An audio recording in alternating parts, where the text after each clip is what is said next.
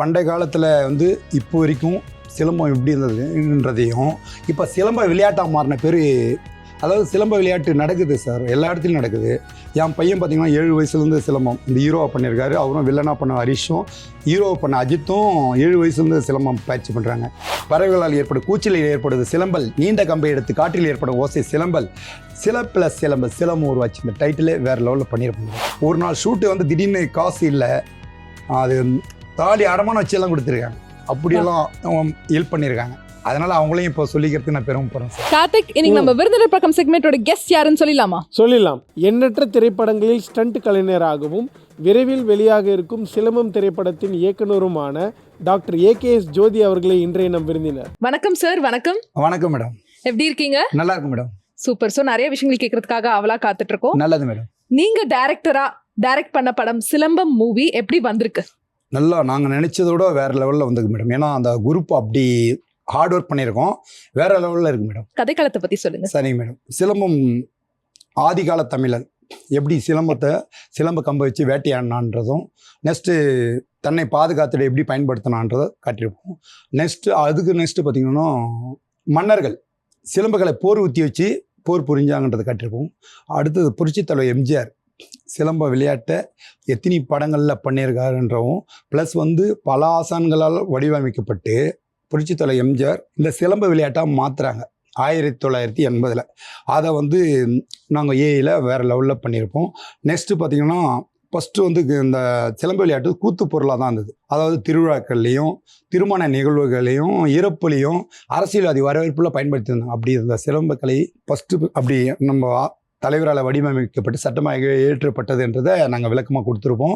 Next பார்த்தீங்கன்னா இந்த சிலம்பம் எப்படி உருவாச்சுன்றதை காட்டியிருப்போம். சிலை என்றால் அடர்ந்த காடு என்று புல நீண்ட கம்பியும் குறிக்கும், சிலம்பல் என்றால் நீர்வீழ்ச்சியில் ஓடையில் ஏற்படுது சிலம்பல், பறவைகளால் ஏற்படும் கூச்சலில் ஏற்படுது சிலம்பல், நீண்ட கம்பை எடுத்து காற்றில் ஏற்படும் ஓசை சிலம்பல், சில ப்ளஸ் சிலம்பல், சிலம்பம் உருவாச்சு. இந்த டைட்டிலே வேற லெவலில் பண்ணியிருப்போம் மேடம். இதில் நிறைய ஏஐ டெக்னாலஜிலாம் யூஸ் பண்ணியிருக்கீங்கன்னு கேள்விப்பட்டோம். ஆமாம் சார். அதை பற்றி சொல்லுங்கள் சார். ஏஐ அந்த விஸ்வா, அவங்க கீர்த்திகான்றவங்க 2 பேர், அவங்க ரொம்ப அதாவது கொஞ்சம் 3 மாதம் இதில் செயல்பட்டாங்க.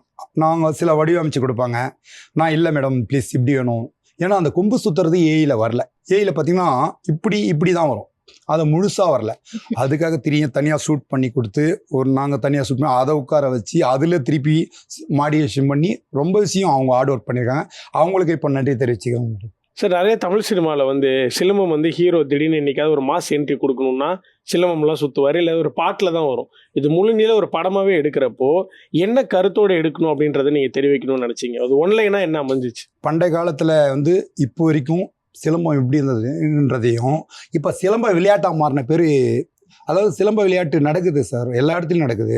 என் பையன் பார்த்தீங்கன்னா 7 வயசுலேருந்து சிலம்பம் இந்த ஹீரோவாக பண்ணியிருக்காரு. அவரும் வில்லனாக பண்ண ஹரிஷும், ஹீரோவை பண்ண அஜித்தும் 7 வயசுலேருந்து சிலம்பம் பயிற்சி பண்ணுறாங்க. அது இங்கே பவர் பாண்டியன் ஆசான தான் அவருக்கு இப்போ நன்றியை தெரிவிச்சுக்கிறேன். அவராண்ட தான் பயிற்சி பண்ண, நானும் அவர் ஸ்டூடெண்ட்ஸ் தான்.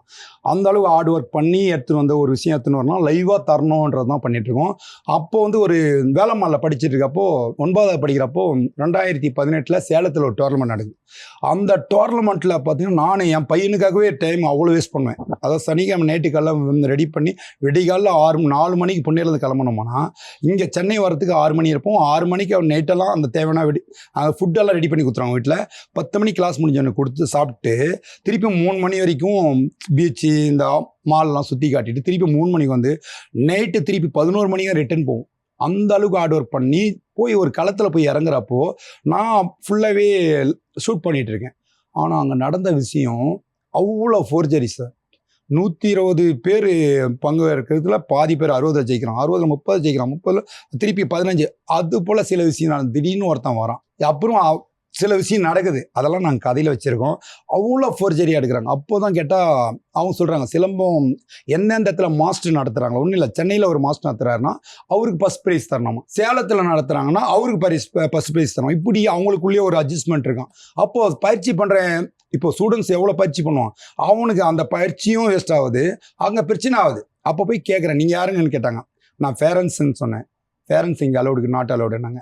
பிடி மாஸ்டர், எந்த பிடி மாஸ்டருக்குமே சிலம்ப கலை தெரியாது. அதாவது எந்த பிடி மாஸ்டர் சொல்ல 100 பிடி மாஸ்டர் இருக்காங்கன்னா அதில் ஒரு 10 பேர் 20 பேர் தான் சிலம்ப கலையை பயிற்சி பெற்றிருப்பாங்க. மீதி பேரும் ஆர்டினரி சிலம்பம் இது பிடி மாஸ்டராக வந்திருப்பாங்க. அவங்க தான் கொஞ்சம் அந்த இவங்களை இட்டுன்னு வராங்க. அப்போது அவங்களுக்கு இதில் தொடுதல் முறைன்னு இருக்குது, தனி சுற்றுன்னு இருக்குது. இந்த முறையே அவங்களுக்கு தெரியாது. யாருக்கு? PT master. அங்கே இருக்கிற ரெஃப்ரியாக பிடி மாஸ்டர் தான் இருக்காங்க. அதில் ரெஃப்ரி அவங்க மார்க் போடுறாங்களோ அவங்களும் பிடி மாஸ்டர் தான் இருக்காங்க. இதுதான் பெரிய ஒரு இந்த ஒரு லைவாக நடக்கிற போட்டியில் தவறு. அதுலலாம் இந்த போட்டியில் எவ்வளோ தவறுகள் நடக்குது. அதாவது படபலம், பணபலம், அதிகார பலத்தை வெல்லுகின்ற ஒரு அந்த ஒரு சின்ன வறுமையான ஒரு அந்த ஹீரோயின் தான் அப்பா குடிகாரு, அம்மா வீட்டு வேலை செய்கிறவங்க. ஆனால் அதெல்லாம் உடைச்சி எடுத்துன்னு வரோம் அந்த சிலம்பம் மாஸ்டர். எடுத்து வந்து இந்தியா லெவலில் அவள் வின் பண்ணுறலா தோத்தாளான்றது தான் கதை. அப்படி பண்ணியிருக்கேன் சார். ஓகே, இவ்வளோ ஒரு மோட்டிவேஷனலான ஒரு ஸ்டோரி, சஸ்பென்ஸோட போற மாதிரி இருக்கு. ஆமாம் சார், வேற லெவலில் இருக்கும் சார். எல்லாமே நல்லா அவ்வளோ ஹார்ட் ஒர்க் பண்ணியிருக்கேன் சார். ஏன்னா எனக்கு சிலம்பம் எனக்கு எங்கள் வீட்டில் இது போல் டிவியில் பேட்டி போவோம் சார்.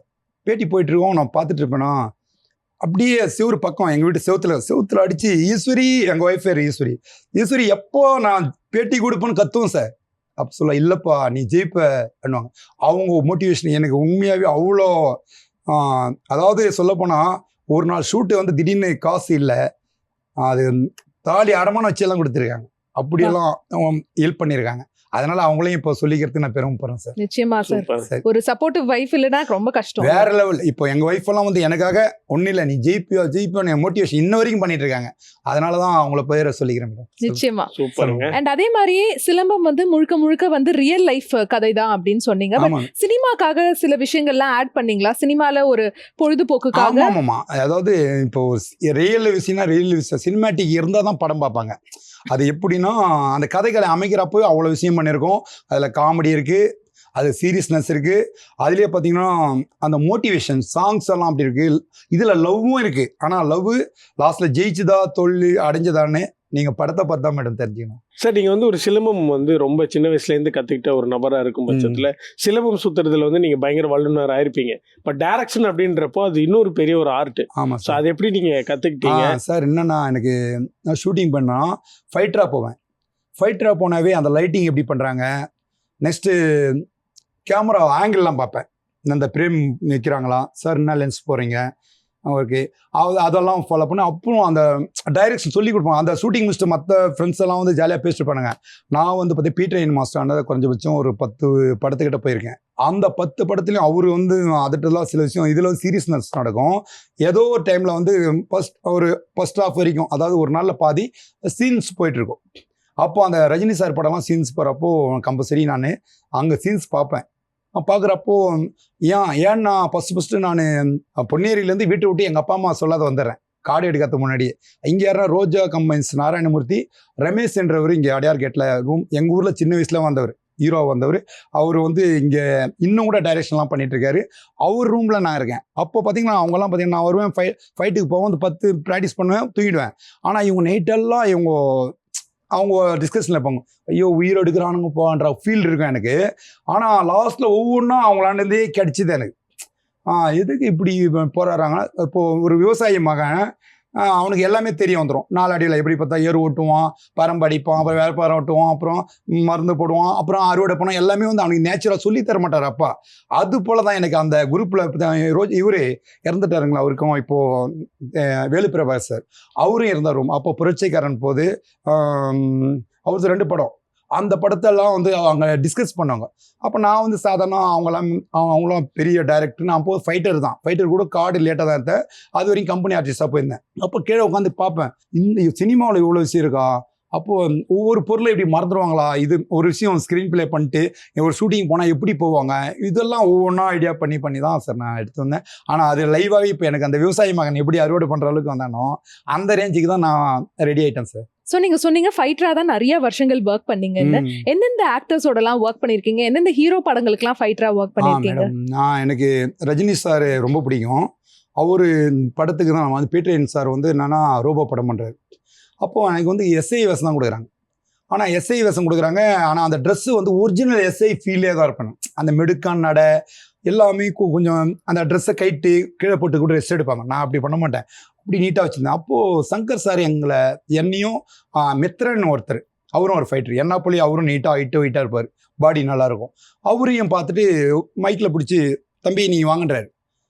ஏன் ஃப்ரெண்ட்ஸாக கூட கலாச்சி பேசுமா ஏதோ மாட்டிக்கணுன்ற ஃபீல்டில் கிட்ட போனேன். அங்கே போன பேர் அவர் சொல்கிறாரு, காஸ்டியூமர் இவங்களை ஐபிஎஸ் ட்ரெஸ் மாற்றினார். ரஜினி சார் படத்தில் உலக அழகி அந்த பிரிட்ஜி மேலே தான் எடுத்தாங்க. இங்கே அந்த பிரிட்ஜ் அது தூக்குறப்போ நான் கமாண்ட் பண்ண பேர் தான் அவங்கள ரஜினி சாரை சூட் பண்ணுவாங்க. அந்த விஷயத்துக்கு என்னை பயன்படுத்தி அப்புறமா ஐபிஎஸ் வேஷம் தான் பண்ணேன். 68 நாள் பண்ணேன். ஒரு 4.5 லட்ச ரூபா சம்பளம் அதில் கிடைச்சது. அது போல் அப்புறம் வந்து இன்னொரு விஷயம், என்ன ரஜினி சார் எப்படின்னா இப்படி தோல் மேல் கை வச்சுட்டு சில விஷயம் பேசுவார்.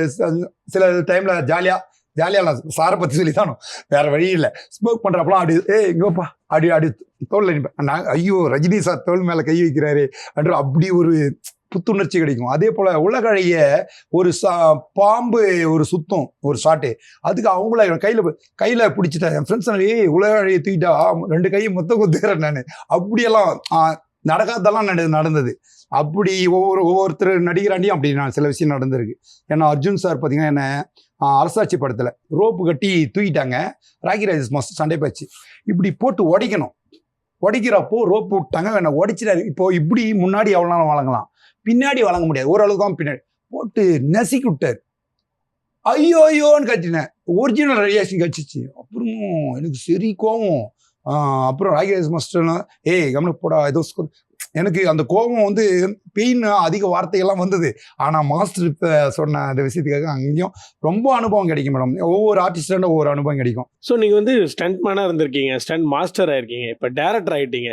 இந்த படத்தில் ஏதாவது ஒரு முக்கியமான ஸ்டண்ட் காட்சியில் நீங்களே வந்து களம் இறங்கி பயங்கரமாக பண்ண? நான் ஒரு ஸ்டண்ட்டு நடிகராக வரப்போ நான் எதனா பண்ணலாம். நான் அதில் பார்த்தீங்கன்னா நான் டைரக்ஷனே நான் பண்ணியிருக்கேன்.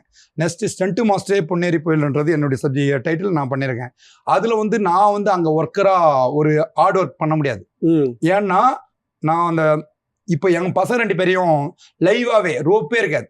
நீங்கள் சில விஷயம் ட்ரெய்லர் பார்த்தா தெரியும், அவ்வளோ விஷயம் பண்ணியிருப்பான். நல்லா கொஞ்சம் விஷயம் ஒரு 10 அடி ஹைட்டு கிளம்பி ஃபாலிங் பண்ணியிருப்பான். லைவான ஒரு இடத்துல தான் பண்ணியிருப்பான். ஹரிஷ்ன்றவன் எங்கள் யூனியனில் அவ்வளோ நல்ல பேர் அவனுக்கு. அவ்வளோ பிஸி ஒர்க்கு நல்லா போயிட்டுருக்கேன் கடவுள் புண்ணியத்தில். அது போல் ஹார்ட் ஒர்க்கு தான் எடுத்துருக்கோம். நாங்கள் வந்து பார்த்திங்கன்னா அந்த இடத்துல ஒரு தலைமை ஆசானா ஒரு 10 நிமிஷம் ரோல் தான் வருவேன். 10 நிமிஷம் ரோல்லேயே ஒரு சாங்கில் வந்து ரஜினி சார் போலே வருவேன். ஆனால் உண்மையாகவே நீங்கள் ரஜினி சாரே பார்த்தா கூட என்னை விஷ் பண்ணுவார். அந்த அளவு இருக்கும். அப்படி முருகன் இருக்கும். முருகன் வந்து அப்படி பிரேமில் வருவேன். அங்கேருந்து நடாலாம் பார்த்தா ரஜினி சார் மீறே இருக்கும். அது ஸ்டைல் அப்படி பண்ணுறது அப்படின்ட்டு வேறு லெவலில் இருக்கும். அப்படி வந்த ஷூட்டிங் சார் அந்த மேக்கப் பார்த்துட்டு எல்லாருமே என்னங்க சார் நீங்கள் ரஜினி சார் மீறா இருக்கீங்க. ஏங்க ரஜினி சார்னா எனக்கு உயிர் கட்டாயமா. ஏன்னா ரஜினி சாரை கூட படம் பண்ணுறப்பே அவருடைய ஸ்டைல் இப்போ நடக்கிறது ஸ்டைலாம் என்னதான் அப்படியே இருக்கும். இப்போ 55 வயசு, எனக்கு 55 வயசு சொல்ல இன்னும் சின்ன வயசு பையன் தான் இருப்பான். பைக் ஓட்ட புல்லட் ஓட்டு ஸ்டைலாக என்ன உங்கள் ஊரில் வச்சு சொல்லுவார். அந்த அண்ணன் எங்கள் படத்தில் நடிச்சிருக்காரு. மாஸ்டர் நீங்கள் சின்ன வயசுல இந்த புல்லட் எடுத்துகிட்டு வரீங்க, அந்த ஹேர் ஸ்டைல்லேருந்து ஷூஸ், நான் வில்லேஜ் தான், எங்கள் ஊரை விட்டு வெளியே வந்தாவே அது போல தான் அந்த வயசுலேருந்து அந்த நீட்னஸ் இருக்கும் அந்த ட்ரெஸ்ஸில். அது அப்படி இருக்கும். ரஜினி ஸ்டைலில் நடக்கிறீங்க பேசுகிற மாதிரி இருக்குன்னு சொல்லுவார். அப்படிதான் சார், கடவுளுடைய அருள் தான் அது. அதுலேயும் ரஜினி சார் எனக்கு ரொம்ப பிடிக்கும். ஸோ இந்த படத்தில் வந்து தெரிஞ்ச ஆர்டிஸ்ட் யாரெல்லாம் நடிச்சிருக்காங்க? ஆமாம் சார், தீனா பார்த்தீங்கன்னா என்ன அண்ணா தான் சொல்லுவேன். எனக்கு தம்பி தான், ஆனால் பிரதர்னு சொல்கிறேன், தம்பின்னு சொல்ல மாட்டேன். பிரதர்னா அண்ணாவையும் குறிக்கும் இதையும் குறிக்கும். ஆனால் அவர் வந்து பார்த்தீங்கன்னா எனக்கு சினிமாவுக்கு வரதுக்கு முன்னாடி எங்கள் நண்பர் வேணு நரேந்திர மாஸ்டர் மூலிமா ஃப்ரெண்டு, ஜாலியாக இருப்பார். நான் வந்தாரா அந்த பொழுது ஜாலியாக போயிட்டு போகிறோம். ஆனால் படம் பண்ணிட்டு போகிறேன், வேணு அண்ணன் தான் இட்டு போகிறாரு அவர் வீட்டுக்கு. யார் சூப்பர் ஸ்டார் மச்சான் தான் வேணு, அவரும் ஸ்டண்ட்டு நடிகராக தான் இருக்கார். அவர்கிட்ட வாடா இட்டு போகிறார். இது போனால் அவங்க வீட்டில் அவங்க ஒய்ஃப் பார்த்து அப்படின்னாரு. எப்போ 3 காஃபி வந்துச்சு, சாப்பிட்டோம். என்னண்ணா ஆனார் சொல்லிட்டோம், இது போல் கதை சொன்னேன். அண்ணா சூப்பராக நான் கதை நான் பண்ணுறேன். நான் சரிங்க பிரதர் பேமெண்ட்டு அண்ணே போனேன். பேமெண்ட்டா உனக்கா எத்தனை நாள் நீங்கள் பண்ணிடுறீங்க, சத்தியமாக பேமெண்ட் வேணான்ட்டார். ஐயோ சாமி அதெல்லாம் வேணாம், 3 லட்ச ரூபா அப்பயே செக்கு போட்டு 12 நாள் வேலைக்கு. அவர்லாம் ஒரு நாளைக்கு 3 லட்ச ரூபா கூட வாங்குறாரு இப்போது. ஆனால் எனக்கு 12 நாள் வேலைக்கு ஒரு 3 லட்ச ரூபாய்க்கு வந்தார். வந்துட்டார். அங்கே கூட வந்தேன். என் பையன் என்ன பண்ணுவான், ஹரிஷ் ஓடி அங்கிள் கட்டி பிடிச்சி தூக்கி கைத்துல தொங்குவான். அவன் டி எவ்வளோ பெரிய ஆர்டிஸ்ட், ஏன்டா அப்படி பண்ணுறேன்னுவேன். ஆனால் அண்ணே வேலை பண்ண பிள்ளைங்கன்னா இப்படி தானே இருக்கும். ஆனால் அப்படி தூக்கிப்பார் என் பையனை. அவ்வளோ எங்கள் வீட்டில் ஃபேமிலியில் ஒருத்தர் மாரி அவருங்க. அப்புறம் மகாநிதி சங்கர் அப்பா கேரக்டர், அந்த கேரக்டர் அள்ளி சாப்பிட்ருக்காரு.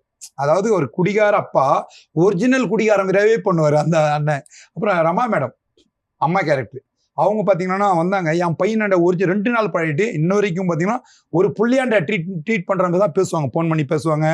அங்கே லாஸ்ட்டு ஷூட் முடிச்சுட்டு போகிறவங்க அழறாங்க அந்த அம்மா. அம்மா ஒன்றும் இல்லைம்மா, நம்ம நினைக்கிறப்போ நீங்கள் கூப்பிட்டா வர போறீங்க, நான் வர போகிறோமா, இல்லை என் பிள்ளையா ஆயிட்டான் அவன்ன்ற மாதிரி அவ்வளோ ஃப்ரெண்ட்லி ஆயிட்டாங்க அவங்க. அப்புறம் மகாநதி சங்கர். அப்புறம் இதில் பார்த்தீங்கன்னா ஹீரோயின் நடிச்சிருக்கவங்க வந்து மௌனிகா ரெட்டின்ட்டு, அவங்க ஆந்திரா, அவங்க 2 படமும் பண்ணியிருக்காங்க. அவங்க எங்கள் படத்துக்கு வராங்க. ஒருத்தர் நண்பர் மூலியமா மல்லிகார்ஜுன் ஒருத்தர் அங்கே டைரக்டராக இருக்காரு, அவர் எனக்கு ஃப்ரெண்டு, அவர் இன்ட்ரடியூஸ் பண்ணி ஒரு கொஞ்சம் அதான் நான் எனக்கு தேவையான பட்ஜெட்டில் அவங்களும் வந்துட்டாங்க.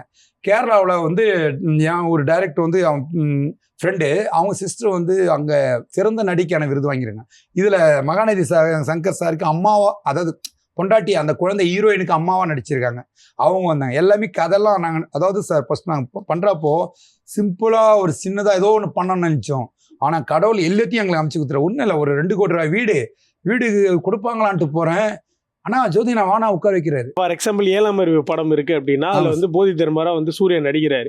பட் அவருக்கு ரியலாவே அந்த கலை தெரிஞ்சிருக்காரு, படத்துக்காக வந்து அவர் கத்துக்கிட்டாரு. பட் இந்த படத்துல நடிச்ச எல்லாருமே வந்து சிலம்பம் கத்துக்கிட்டவங்களா? ஆமா சார், எல்லாமே கத்துட்டாங்க. ஆனா ஆந்திரா அந்த மோனிகா ரெட்டிக்கு சிலம்பம் தெரியாது. ஆனா நைட்டு 12 மணி வரைக்கும் நான் கிளாஸ் எடுத்தோம். ஆமா, அவங்க அதை பயிற்சி பண்ணுவாங்க. அவங்களுக்கு வந்து பெருசாக நாங்கள் பண்ணல, கிளாஸில் இருக்கிறப்போல. ஏன்னா அவங்க லவ்வே வந்து மேலோட்டமாக தான் இருக்கும், அதாவது டீப் லவ். ஆனால் மாஸ்டர் ரேஞ்சு இன்னொரு இந்த பொண்ணு ஹீரோயின் தான் சார். இப்போ அவங்க ஸ்டேஜில் கூட பண்ணாங்க. அவள் என்னன்னா அந்த அளவுக்கு கத்தி மான் கொம்பு எல்லாத்தையுமே அவங்க ஸ்பெஷலிஸ்ட் மீறா தான். ஏன்னா கோல்டு மெடல் 2 பேருமே. அது இன்னும் பார்த்தீங்கன்னா இந்த படத்தில் பேக்ரவுண்ட் நடிச்சாங்களே ஸ்டூடெண்ட்ஸ், மொத்தம் 1500 ஸ்டூடெண்ட்ஸில் 500 ஸ்டூடெண்ட்ஸ் தேர்வு செஞ்சு தான் பண்ணியிருக்கோம். இன்னொரு பெரிய விஷயம் என்ன நடக்குதுன்னா, பெரிய நடக்குது. அதாவது ஹெட் ரொட்டேஷன், ஹேண்ட் ரொட்டேஷன், இப்படி ஆங்கில வார்த்தை பயன்படுத்தும். என் படத்தில் அப்படி பண்ணலாம். ஏன்னா பாண்டிய மாஸ்டர் கிளாஸில் மேல் வாரல், பக்கவாட்டு வாரல், தலைவெட்டு வாரல், இப்படி இங்கே பகில் சுற்றுவாங்கல்ல, பாண்டிய மாஸ்டர் கிளாஸில் பக்கவாட்டு வாரல்னு அவ்வளோ தூய்மையான வார்த்தையில் எடுப்பார். அதே போல் மற்ற கிளாஸ்லலாம் குறைஞ்சபட்சம் இங்கே ரொம்ப தவறு நடக்குது. லெசன் 1, லெசன் 2, லெசன் 3, லெசன் 4ன்னு ஒரு 10, 20 வரைக்கும் வச்சுறாங்க. இதுக்கு அந்த குழந்தைங்க பாரம்பரியத்தையே மாற்றிடுறாங்க. என்னன்னா 4ஆம் வீடு பாடம், 16ஆம் காலடி சுற்று, 32 வீடு பாடம், வீச்சு பாடம், முட்டித்தட்டு பாடம், இப்படி பாடங்கள் வந்து தமிழில் இருக்கு. இந்த வரியில் அந்த குழந்தை செய்யும். நான் இப்போ 4th லெசன் செய்யணும்னு வரும் மாஸ்டர். இது பொன்னீரில் நடக்குது, கும்மிடிபுணியில் நடக்குது. எங்களுக்கு நடிக்க வந்த பசங்க 1500 பேரும் இதுதான் பண்ணுறாங்க. ஏன் மேல் வாரல்னா தெரில அவங்களுக்கு, கீழ் வாரம் அதுக்கு பயிற்சி கொடுத்துக்கு ஒரு 3 மாதம் தனியாக எடுத்தோம். இதில் பெரிய சூழ்ச்சி என்னன்னா, ஒரு இடத்துல நாங்கள் வந்து ஒரு 1500 ஸ்டூடெண்ட்ஸ் ரெடி பண்ணி அதில் 500 பேர் எடுக்க மாட்டோம். ட்ரெஸ் எல்லாம் எடுத்துட்டோம். இதில் திடீர்னு ஒருத்தர் நாளைக்கு ஷூட்டிங்னா நீ வரமாட்டேன்றாங்க அவங்க மாஸ்டர். அதுட்டு இவ்வளோ 3 மாதம் செலவு பண்ணி வரமாட்டேன்றாங்கன்னு ரொம்ப கஷ்டமாயிட்டு திருப்பி பொன்னேரி விட்டு திருப்பி அங்கே அவர் பொன்னேரில் எடுத்து மெதுவர் ராஜேஷ் அவர் திருப்பி இங்கே போகிறோம். எங்கே கண்ணன் கும்மிடிபுடி அவராண்ட போய்ட்டு மாஸ்டர் இதெல்லாம் சில விஷயம் பண்ண ட்ரெஸ் எடுத்து கொடுத்து திருப்பி அந்த 300 ஸ்டூடெண்ட்ஸுக்கு ட்ரெஸ் எடுத்து கொடுத்து அங்கே போய் பயிற்சி கொடுக்குறோம். அங்கேயும் பார்த்தீங்கன்னா எல்லாமே சொதப்பல்னா மேல் இந்த லெசன் 1 லெசன் இந்த பசங்களை புரிய வைக்கிறதுக்கே எங்களுக்கு அந்த 3 மாதம் காலம் ஆடுவோம். சார் இதில் வந்து பையனை ஹீரோவாக போட்டிங்க, நீங்களும் ஒரு முக்கியமான ஒரு கேரக்டரில் நடிச்சிருக்கீங்க. சின்ன பையனை வில்லனா பண்ணியிருக்கேன். அதான் வில்லனா யார் சார்? ஹரிஷ். அதை வந்து அவன் என் சின்ன பையன் தான். இந்த பக்கம் ஹீரோ, ஆப்போசிட் கேரக்டர் ஹரிஷ் வில்லனா பண்ணியிருக்கான். அவன் பார்த்தீங்கன்னா ஒரு 52 53 படம் பண்ணிட்டான். இப்போ அவ்வளோ ஒர்க்கர், மாதம் பிஸியாக போவான் ஷூட்டிங். இந்த நேரத்தில் வந்து டேரக்டராக நீங்கள் வந்து ஒரு ஃபைட்டரு, இன்னொரு பக்கம் ஹீரோவும் ஃபைட்டரு, வில்லனும் ஃபைட்டரு, ஆக்ஷன் சீக்வன்ஸ்லாம் எப்படி ரசித்து எடுத்தீங்களா சார்? இது வந்து எங்கள் பசங்க சொல்ல வேண்டியதே இல்லை.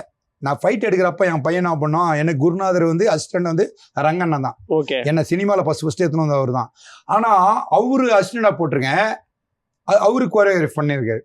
நான் இப்படி பண்ணான். அவர் கொஞ்சம் அந்த பழைய சூப்பர் சுப்ராய மாஸ்டர் அசிஸ்டண்ட், அவர் அந்த ஸ்டைலில் எடுத்தார். இவன் வந்து என்ன பண்ணான், இல்லை அவர் சரியா அடிக்கல, இப்படி பண்ண, அவர் என்னுடைய குருநாதரா, உனக்கும் பெரிய ஆள் தான், இல்லைப்பா அப்படி படம் பண்ணால் பழைய ஸ்டைலில் எடுக்கிறாரு, இப்படி தான் வேணும்னு அவன் இப்படி மாஸ்டர் இப்படி பண்ணலாம் அப்படி பண்ணலாம் அவராண்டைக்கு சொல்லி அப்படி மாற்றி பசங்களை இறங்கி களத்தில் இறங்கி பண்ணுவானுங்க. அப்படி அதை இந்த பிரேமில் பண்ணணுன்னு பசங்களுக்கு தெரியும். எனக்கு அவ்வளோ வேலைலாம் அதில் கம்மி தான். இப்போ மற்ற ஆர்டிஸ்ட்னா நான் வேலை வாங்கணும். இவனுங்களை வந்து பார்த்தீங்கன்னா நாளைக்கு ஃபைட்னா இன்னைக்கே ரிஹர்ஸ் பண்ணுறானுங்க, ஃபுல்லாக பண்ணிட்டு அங்கே போயிட்டு ஸ்பாட் டக் டக்னு போயினே இருக்கும், அப்படி போகும். ஓகே, அந்த மாதிரி ஹார்ட் ஒர்க்கு அதில் இல்லை. எனக்கு அந்த குழந்தைங்களோட கிளாஸ் வாங்குறப்பதான், ஏன்னா 300 குழந்தை நடிக்குதுன்னா ஒரு குழந்தை தலை சொரியும், ஒரு குழந்தை பக்கத்துல பையன் கிளி விட்டுருக்கோம். அந்த ஒரு இதுவா டிசிப்ளின்டா நம்ம எடுத்துட முடியாது. அதனால அது டிசிப்ளின் இல்ல, அவங்க குழந்தை விளையாட்டுத்தன்மை தான். நமக்கு ஒரு இப்படி ஒரு இங்கிலீஷ் படம் மேல ஷாட் வச்சிருப்போம், மேல அங்க ட்ரெயின் கிளம்பும், அப்படியே அந்த பிரிட்ஜி அப்புறம் பார்த்தா அந்த குழந்தைங்களை காட்டுவேன். அதுல என்ன பண்ணும், அந்த 4 நாள் எடுத்த ஷாட்டு அந்த ஒரு கல்லூரியில எடுக்கிற, அந்த கல்லூரியில அது மாதிரி ஷாட் எடுக்க அங்க, அதாவது இது ஆரஞ்சு கலர் ஹீரோ, அது வெள்ளம் கலர், இது அந்த ஒரு பியூட்டி ஷாட் எடுக்கிறதுக்கு 4 நாள் ஆச்சு. காரணம் இந்த குழந்தைங்க அவ்வளவு மிஸ்டேக் பண்ணும், திடீர்னு ஓடிடும் வெயில் அதிகமாகுதுன்ட்டு. அதுங்களை கண்ட்ரோல் பண்ணி அந்த மாஸ்டருங்களை வச்சுங்க. அந்த குழந்தைங்க நம்ம சொன்னோட கேட்காது, அந்த எயில் மாஸ்டர் சொன்னா டே உட்காரோம் ஏந்தோ நிக்கணும் பசங்க. அப்படி சரி, நீங்கள் இவ்வளோ கஷ்டப்பட்டு இவ்வளோ கையில் இருக்கிறதெல்லாம் போட்டு இன்வெஸ்ட் பண்ணி ஒரு படம் எடுத்திருக்கீங்க. பட் சின்ன பட்ஜெட் படங்களுக்குலாம் வந்து நிறைய பெருமாறிய தியேட்டர் வந்து கிடைக்கிறது ரொம்ப கஷ்டமாக இருக்கும். ஸோ அந்த கஷ்டங்கள்லாம் இப்போ என்ன மாதிரியான விஷயங்கள் ஃபேஸ் பண்ணிருக்கீங்க? அதான் சார், நான் சாங் ரிலீஸ் வந்ததாங்க, எனக்கு முக்கியமான டைரக்டர்லாம் கூப்பிட்டுருந்தேன். ஒவ்வொருத்தரும் பேசுனதெல்லாம் ரிலீஸ் பற்றி தான் பேசுகிறேன். எனக்கு சத்தியமாக அந்த ஃபீல் இல்லை. ஏன்னா ஒரு இவ்வளோ பண்ணிட்டேன், இனிமேல் தேட்டர் பிடிக்கிறது கஷ்டம். அதே போல் வந்து பார்த்தீங்கன்னா தேட்டர், ஒவ்வொரு தேட்டருக்கும் சென்னையில் ஓட்டணும்னா ஒவ்வொரு தேட்டருக்கும் 25,000 ஒரு இதுக்கு ஒரு முறை போடுறதுக்கு 25,000 கொடுக்கணுமா. இது உண்மையாக எனக்கு ஐடியா இல்லை. நான் என்ன நினச்சேன், கம்பல்சரி ஒரு பிரிவு போட்டு பார்ப்போம், வாங்கினா பார்ப்போம், இல்லைன்னா இறங்குவோன்ற ஐடியா தான். அண்ட் அதே மாதிரி சிலம்பம் வந்து ஒரு ஸ்மால் பட்ஜெட் மூவி நீங்க சொன்னீங்கல்ல, எவ்வளோ நாள் வந்து ஷூட்டிங் பிளான் பண்ணீங்க, எவ்வளோ நாள் ஷூட் போச்சு? மேடம், நாங்கள் வந்து அதாவது ஃப்ரெண்ட்ஸோட பண்ணுறப்போ கம்பல்சரி ஒரு 35 நாள் தான் பிளான் பண்ணோம். 54 நாள் போயிடுச்சு. காரணம் வந்து இது வேணும், இது சரி, திருப்பி இது பியூட்டியாக வேணும், இப்படி தான். அதாவது மக்களுக்கு என்னென்ன விஷயம், சில தவறுகள் நடந்திருக்கும் ஷார்ட்ல, அது நம்ம அதை இப்படி வந்தால் நம்ம நல்லா இருக்காது, திருப்பி இதை மாற்றி எடுத்தா நல்லா இருக்கும், இப்படி எல்லாம் போய் தான் அவ்வளோ டைம் ஆச்சு. இல்லைன்னா ஒரு படம் பக்கா பண்ணோன்னா எனக்கு தெரிஞ்ச வரைக்கும் 40 நாள் தூக்கி போட்டு வந்துடலாம். எங்களது 54 நாள் ஆவணத்துக்கு காரணம், சில நம்ம ஒரு விஷயம் பண்ணியிருப்போம், அது சில விஷயம் எங்கேயோ ஒன்று சில விஷயம் பொருந்தாது கதையில், அது வேணான்றதுக்காக கதைகளமும் அப்படி அப்பப்போ கதை பண்ணிட்டு பேர் கூட நாங்கள் டிஸ்கஸ் பண்ணியிருக்கோம். சில ஷூட் பண்ணி எடிட் பண்ண பேர் கூட திருப்பி ஷூட் பண்ணியிருக்கோம். இது வேணும், இந்த குறையுது, இங்கே இந்த டெம்ப்ட்டு குறையுது, இந்த டெம்ப்ட்டு வேணுன்றதுக்காக நாங்கள் பண்ணியிருக்கோம். Okay, super sir. ஸோ இவ்வளோ நேரம் வந்து நிறைய விஷயங்கள் சிலம்பம் படத்தை பற்றி எங்களோட ஷேர் பண்ணீங்க. சிலம்பம் படம் வந்து சூப்பர் டூப்பர் ஹிட் ஆகணும். ஜெயா டிவி சார்பா பெரிய பெரிய வாழ்த்துக்கள். நன்றி மேடம், நிகழ்ச்சிக்கு வந்ததுக்கு ரொம்ப நன்றி. மேடம். தேங்க்யூ.